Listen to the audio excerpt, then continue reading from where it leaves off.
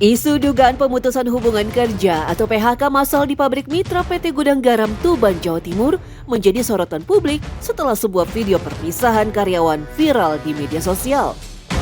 Dalam video tersebut tampak suasana emosional antar pekerja yang memicu spekulasi adanya PHK dalam jumlah besar.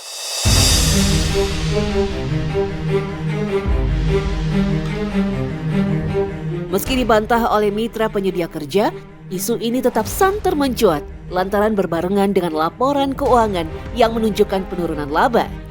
Banyak pihak yang khawatir karena Gudang Garam sendiri selama semester pertama tahun ini telah menyumbang pendapatan negara sebesar 32,89 triliun rupiah. Bahkan dari total cukai rokok nasional, negara disumbang 7,5% dari total APBN alias menyentuh 217 triliun rupiah. Lantas, bagaimana janji 19 juta lapangan kerja bisa terwujud? Tetapi terlepas dari kontroversinya, tahukah Anda, meski tembakau seringkali dicap negatif, tanaman ini sempat dijuluki obat dari Tuhan. Tanaman yang berasal dari benua Amerika ini memiliki ketinggian sekitar 1,8 meter serta lebar daunnya mencapai 30 cm. Penduduk asli yakni suku Indian Maya sejak 6.000 tahun sebelum Masehi telah menggunakan tembakau untuk keperluan medis bahkan upacara keagamaan. Mereka percaya bahwa asap tembakau dapat mengusir makhluk halus yang datang untuk mengganggu. Tembakau memang syarat akan ritual ya, karena sejak ditemukannya saja tembakau di suku Maya di benua Amerika sendiri memang itu digunakan untuk ritual keagamaan. Pada abad ke-15, orang Eropa mulai menjelajahi Pulau Karibia, di mana penduduknya memiliki kebiasaan menghisap tembakau. Setelah menemukan dan menjarah emas yang melimpah milik bangsa Maya dan Aztec, orang-orang Spanyol juga meniru kebiasaan mengkonsumsi tembakau. Di masa-masa awal ditemukan, tembakau berfungsi sebagai analgesik ringan dan antiseptik. Asapnya ditiupkan pada wanita untuk membuat mereka subur dan pada prajurit untuk memberi mereka keberanian dalam pertempuran. Tembakau lalu menjadi gaya hidup yang populer di negeri Spanyol, Portugis, Inggris, Prancis, hingga Kekaisaran Utsmaniyah di Turki. Dalam 150 tahun sejak Columbus menemukan daun aneh di dunia baru itu, tembakau telah digunakan di seluruh dunia, bahkan dijuluki sebagai emas coklat. Seorang peneliti medis asal Belanda, Gilles Evereits, menyebutkan bahwa saking tingginya manfaat tembakau, sebagian dokter akan menganggur.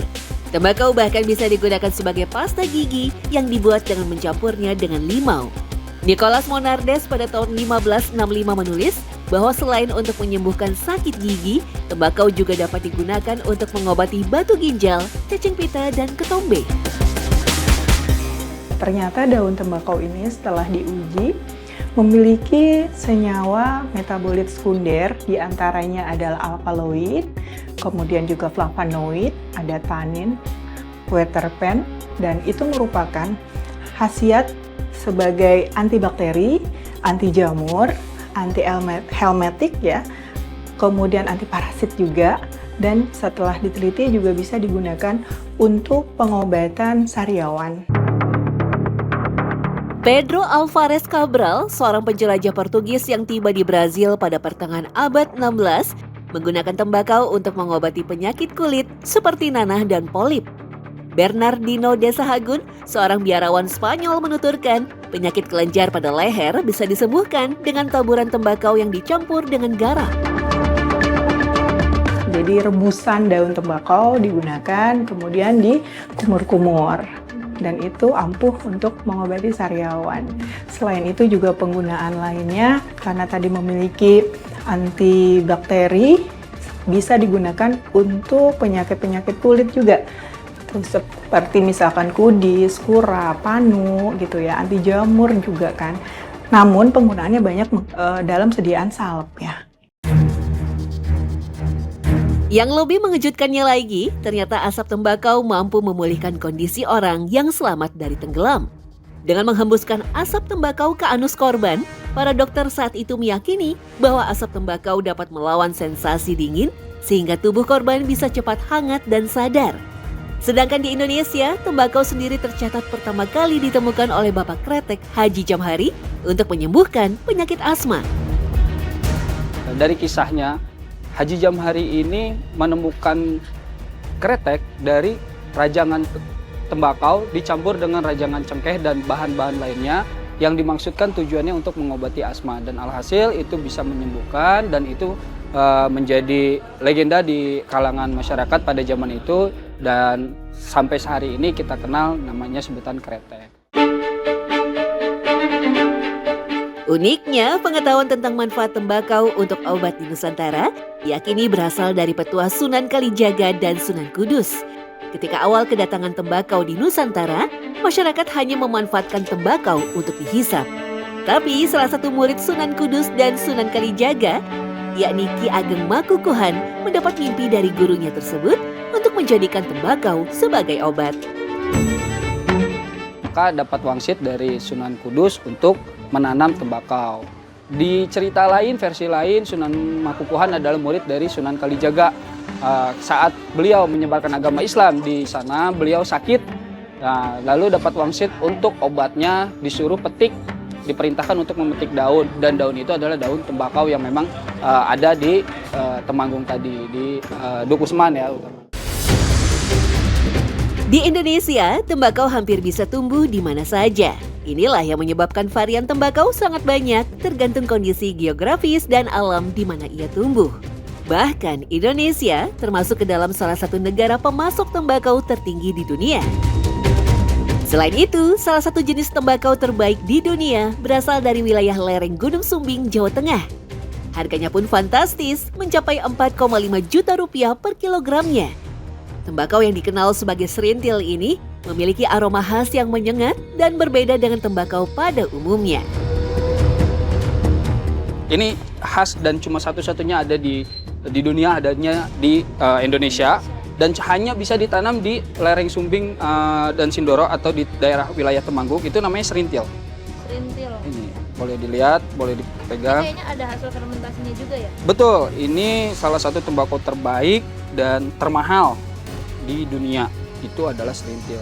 Kenapa dia mahal dan kenapa dia terbaik? Pertama, karena memang dia hanya bisa ditanam di satu daerah, yaitu namanya Temanggung. Lalu yang kedua, pengolahannya ini sangat nggak biasa ya.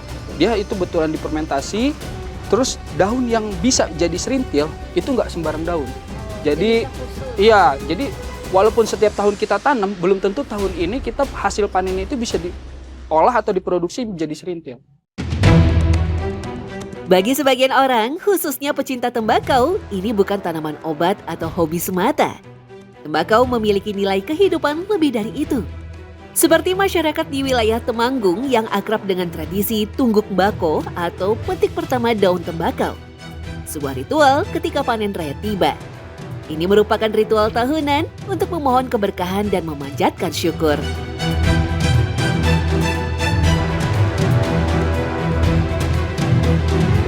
Tembakau buat saya pribadi, dia hidup dan dia bisa menghidupi.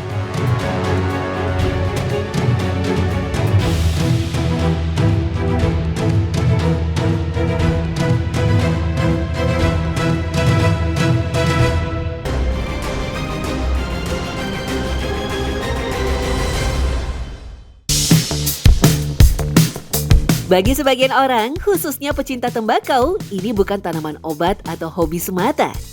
Tembakau memiliki nilai kehidupan lebih dari itu.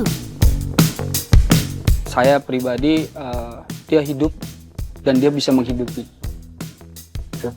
Buat kami ya, karena bahkan mungkin di luar sana banyak ya yang sudah sampai 7 turunan, sampai dari uyut sampai hari ini turun-menurun generasi. Jadi tembakau bukan hanya sekedar komoditi biasa saja, tapi tembakau juga adalah syarat akan ekonomi, syarat akan politik, syarat akan sejarah, syarat akan budaya yang kami harap semua pihak itu bisa bersepakat bahwa tembakau ini patut dilestarikan.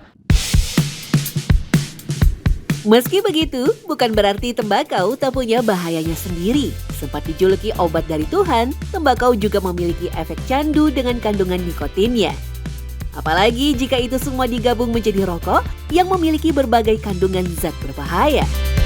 Perlu disayangkan penggunaan tembakau untuk rokok ya, dijadikan kretek seperti itu. Nah, itu menimbulkan masalah tersendiri pada organ-organ tubuh kita ya, karena nikotin yang terkandung pada daun tembakau ini gitu. Seperti sudah banyak dikaji bahwa nikotin ini banyak sekali merugikan ya, merugikan organ pernafasan, organ jantung, bahkan sistem tubuh kita. Nah, oleh karena itu mungkin penggunaannya lebih ke arah bagaimana pembuktian-pembuktian yang tadi ya, meskipun si daun tembakau itu tadi memiliki berbagai banyak zat obat yang sudah diteliti, tapi masih terbatas pada hewan coba atau penelitian preklinis.